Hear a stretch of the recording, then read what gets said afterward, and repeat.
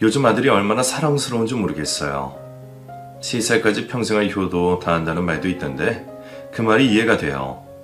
가끔 아이가 크는 모습이 아쉬운 마음도 들 정도라 둘째를 빨리 가져야겠다 싶어요. 물론 아내와 상의를 해야겠지만요. 이렇게 화목한 가정을 만들기까지 사인이 좀 많아요. 아직 40도 안 된 놈이 뭐 그리 힘들게 살았을까 싶으셔도 제 딴에는 또래보다 마음고생을 많이 하며 살아온 것 같아요. 어쩌면 인생 나오자가 될 뻔했던 제 이야기 한번 들어봐 주세요. 저는 3형제 중에 막내로 태어났어요. 2살씩 터울이 있는데 연달아 아들만 태어나서 넷째도 아들일까봐 딸 키우고 싶은 마음을 포기하고 아들만 키우게 되셨대요. 우리 형제들은 성격이 다들 달라요. 엄마가 하시는 말씀에 한 배에서 낳는데 어쩜 이렇게 성격이 다른지 모르겠다며 특히 제 유별난 저한테 잔소리 많이 하셨어요.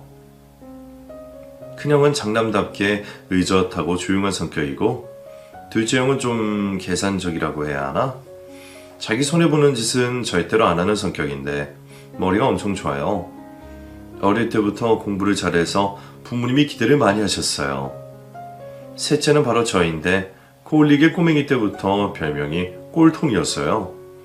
온 동네 아이들을 다 몰고 다니며 사고란 사고는 다 치고 다녔어요. 지는 것도 싫어서 치고받고 싸우는 게 매일이었고 누가 새로 산 장난감을 가지고 놀고 있으면 제 손에 무조건 거치고 가야 했어요.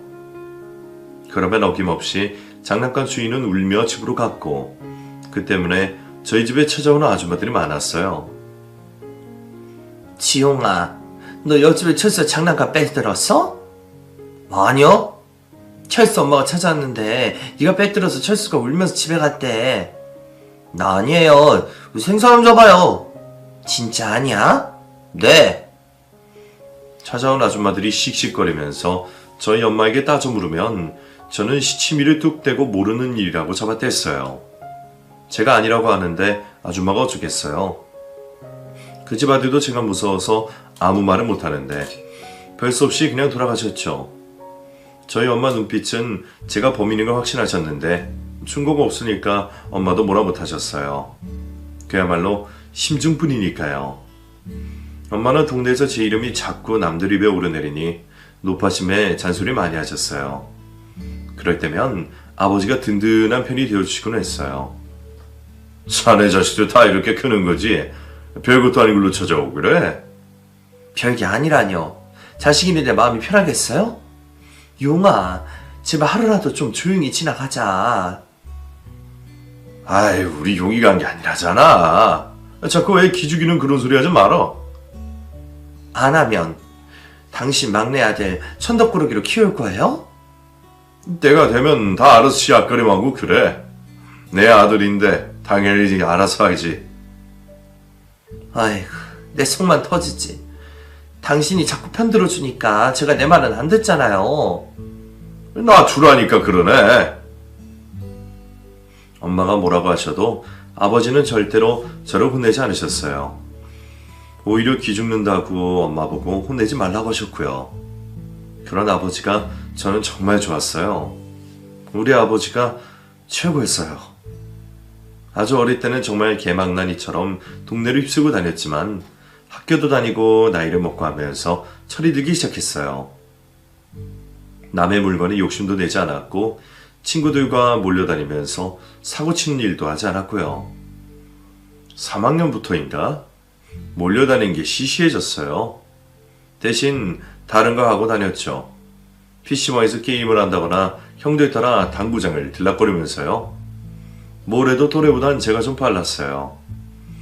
어릴 때부터 듣던 꼴통이란 별명이 학년이 올라갈수록 정의에 서다라는 별명으로 바뀌었어요. 여전히 공부는 제대로 하지 않았지만 불의의 상황을 보게 되면 절대로 그냥 넘어가지 못하는 거죠. 특히 같은 반 친구가 괴롭힘을 당하거나 따돌림을 당하는 걸 두고 보지 못했어요. 보는 즉시 바로 괴롭히는 놈에게 응징을 가했죠. 야, 너 뭐하냐? 지영아 왔어? 내가 너 우리 반에 오지 말라고 했지. 아, 미안해. 체육부 빌린다고. 체육부? 뻥까지 마. 너 손에 있는 그 돈은 뭐냐? 삥 뜯어가냐? 아니야, 얘가 줬어. 얘가 미쳤다고 돈을 너한테 주냐? 네가 뺏어가니까 준 거겠지. 아니라니까. 빨리 돌려줘. 돌려주라고. 알겠어. 중학생이 되자 논다는 친구들이 힘이 약해 보이는 애들에게 돈을 뺏어가는 일들이 생겼는데 저희 반 친구 중에 주기적으로 돈을 뺏기는 애가 있었어요. 몇 번 제가 중간에서 막아줬는데 제가 화장실에 가거나 교실을 비울 때면 반에 들어와서 돈을 뺏어가곤 했어요. 제가 몇 번이나 도와줬지만 여전히 돈을 뺏기는 걸 보면 그 친구가 답답할 때도 있었어요. 눈 딱 감고 들이받아 버리면 무시 안 당할 텐데 싸움할 줄 모르는 친구라도 도와준 보람이 없으니 제가 속 터지더라고요. 더 웃긴 건 돈 뺏어가는 애들도 무서워하지만 그걸 막아주는 저도 무서워했다는 거예요. 선이든 고이든 폭력은 나쁜 건데 그땐 그런 구분을 잘하지 못했어요. 그래서 고등학교 때 아주 대형 사고를 치게 됐어요. 고등학교 1학년 때였는데 역시나 그 학교에도 불량 섞을 친구들이 있었어요. 어디 가나 그런 부류가 있지만 저희 학교가 유독 저질스럽다고 할까요? 좀 치사스러운 자식들이 있었어요. 그 중에 대장지라는 놈이 집이 좀 사는데 성질도 더러운데 돈도 많으니까 친구들을 더 무시하고 괴롭히는 스타일이었어요. 다행히 저와는 같은 반이 아니었지만 공교롭게도 우리 반 친구가 그놈들에게 괴롭힘을 당하고 있었죠. 내일도 아닌데 무시하면 될 것을 또 참지 못하는 상황이 생겼고 친구가 뺏긴 mp3 때문에 사단이 나고 말았어요. 고등학생쯤 되니 체격도 좋아지고 주먹도 세지고요. 학생이긴 하나 몸은 성인과 비슷하니 몸싸움이 결국 커지고 말았어요. 저는 가볍게 때렸는데 그놈 콧대가 무너지고 말았거든요. 친구들이 다 보는 데서 결국 쌍코피가 터지고 아프다고 지르는 비명소리에 학교 선생님께 알려주고 말았어요. 결국 그놈은 앰뷸런스에 실려갔죠. 다음날 교무실로 양측 부모님이 다 오시게 됐고 늘 당당하셨던 아버지가 그 자식 부모님한테 머리를 숙이는 일이 생겼어요. 폭력은 물론 잘못된 일이지만 그 새끼가 먼저 시작한 일인데 왜 우리가 머리를 숙여야 하는지 이해할 수 없어 속이 부글부글 끓었고요. 너 이 자식, 무릎 꿇고 사과해! 제가 왜요? 친구들 괴롭힌 건 그 새끼라고요. 이 새끼가, 너 대학 당해봐야 정신 차리지? 지용아, 어서 사과드려. 아버님, 제가 대신 사과를... 아니요, 아버지. 사과하지 마세요. 때린 것도 그 새끼가 먼저 때렸고 저는 방어했을 뿐이라고요. 근데 왜 우리가 사과를 해요? 교장 선생님, 저는 이대로 못 넘어갑니다.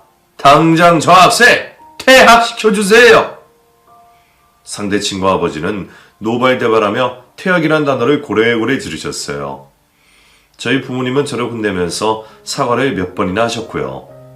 그 장면이 너무 보기 싫었어요. 왜 우리가 이렇게 해야 되는지 도무지 이해가 되지 않았어요. 하지만 교장 선생님은 상대 부모님 편이었고 사과를 하지 않은 저는 결국 퇴학 처리가 되고 말았어요. 제가 퇴학을 당하자 엄마는 자리를 깔고 몸져 누우셨고 아버지도 표정이 어두우셨어요. 상대가 돈이 많고 재력도 있는 집이라 더 싸워보지도 못하고 제가 퇴학당했다며 자책하셨고요.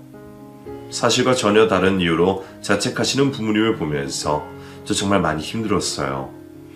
잘못이 있다면 제가 있는 건데 왜 부모님이 사과를 하시는 건지, 그리고 그 새끼가 나쁜 놈인데 왜 내 잘못으로 몰아만 가는지, 세상의 부조리함 앞에서 좋은 먹잇감이 된 것만 같아 제 자신이 한심하게 느껴졌었어요. 고등학교를 퇴학하고 저는 도끼를 품었어요. 부모님은 검정고시를 치고 대학 입시를 준비하자고 하셨지만 어차피 저는 공부머리가 없는 놈이었어요.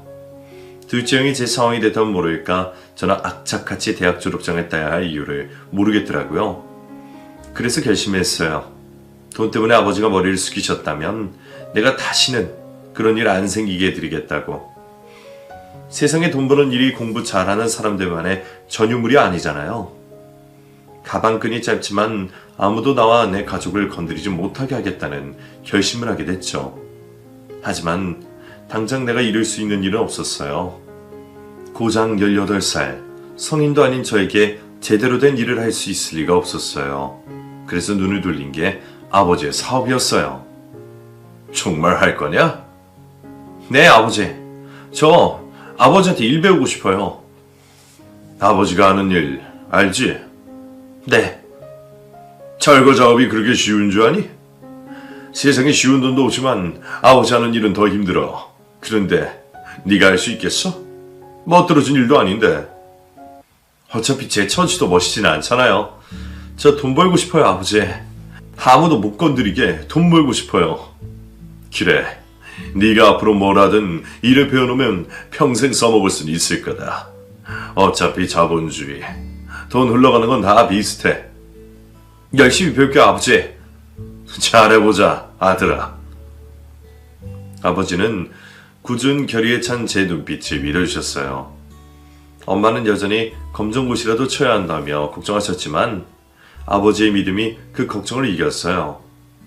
바로 그 다음날부터 아버지가 일하시는 곳으로 함께 갔고 결코 쉽지 않은 배움을 시작했어요. 저희 아버지는 재건축 지역이나 오래된 건물을 철거하는 일을 하셨는데 그 일이 결코 쉽지는 않았어요. 현장은 늘 먼지투성이이고 함께 일하는 직원들은 거칠었어요. 일이 진행되다가도 민원 등으로 미뤄질 때도 있었고 비가 와도 더운 날씨에도 추운 날씨에도 현장을 지켜야 했죠.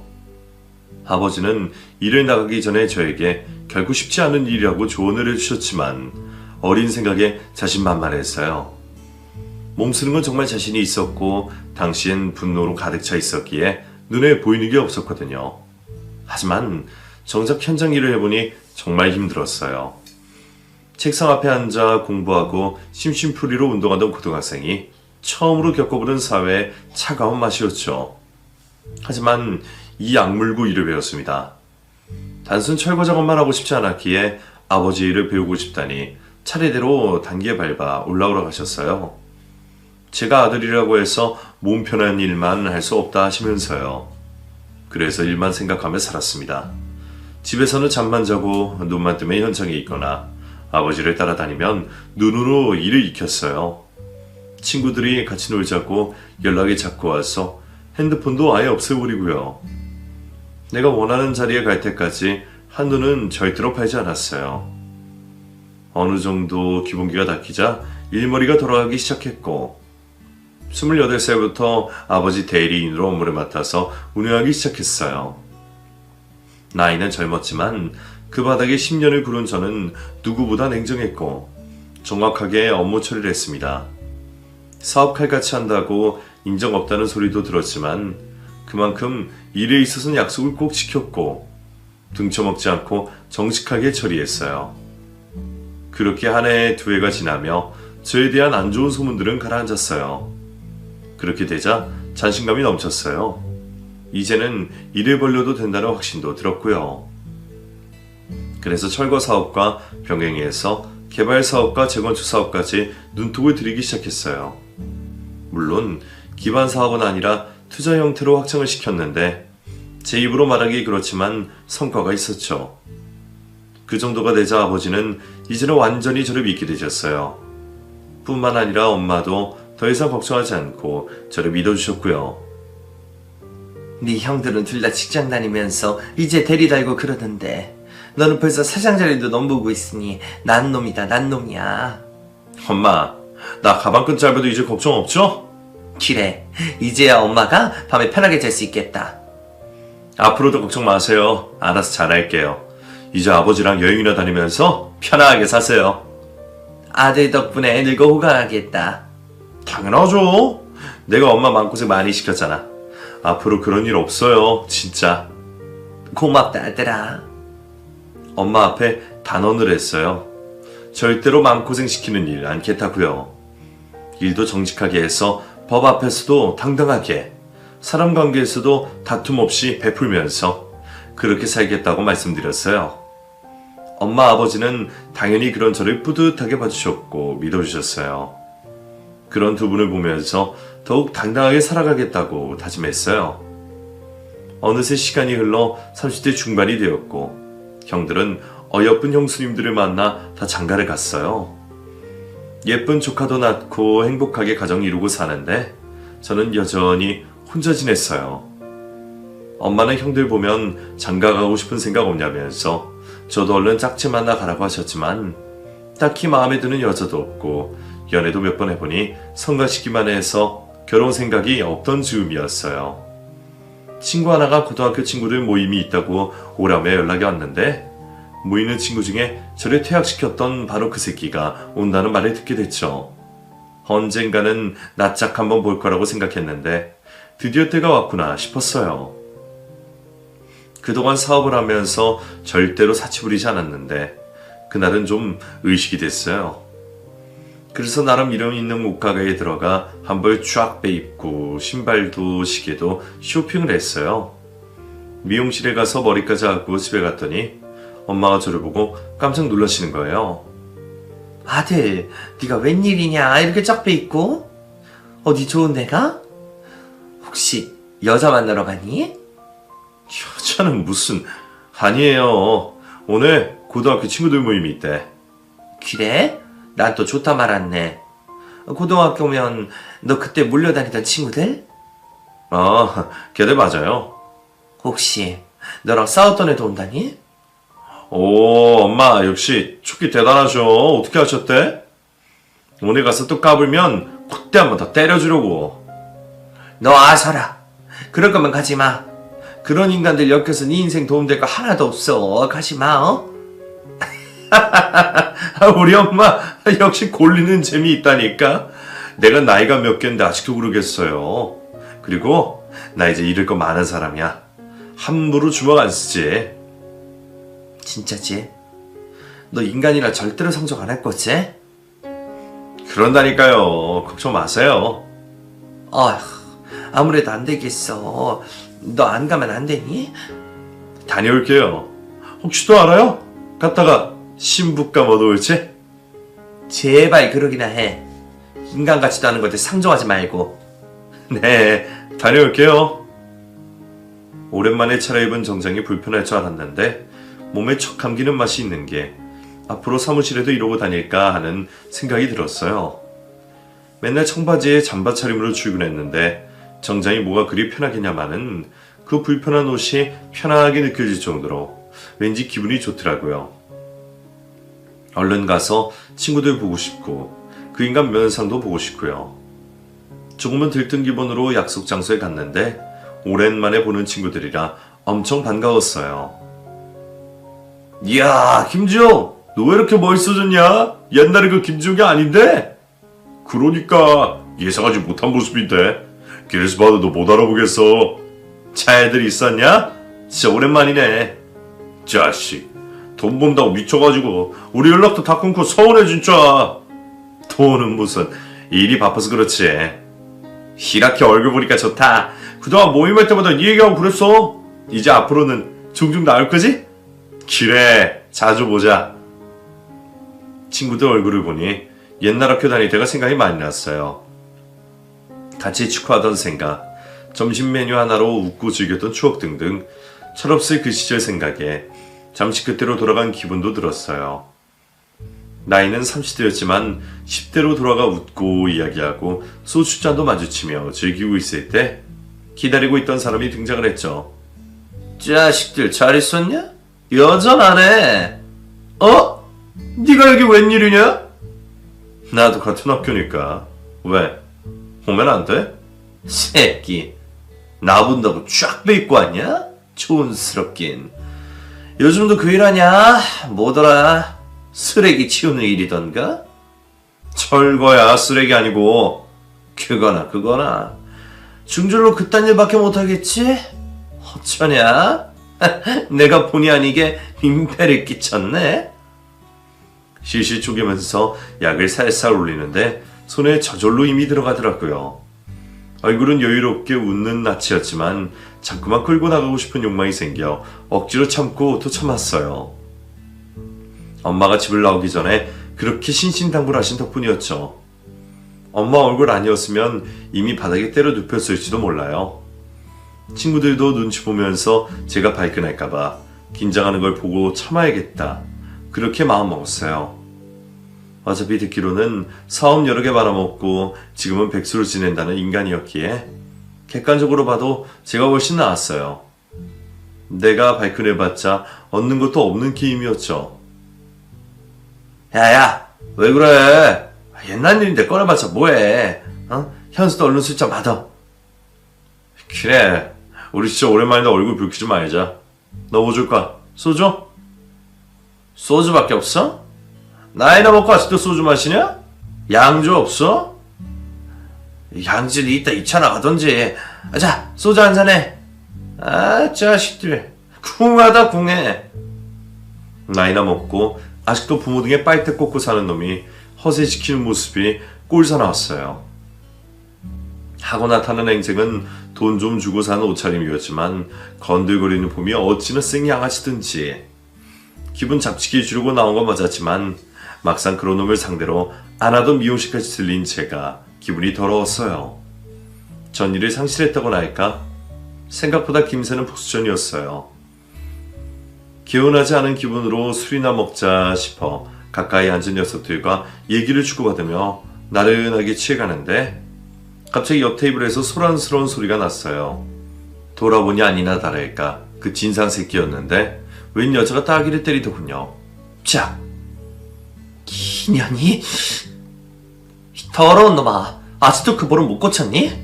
김소연, 너 많이 컸다.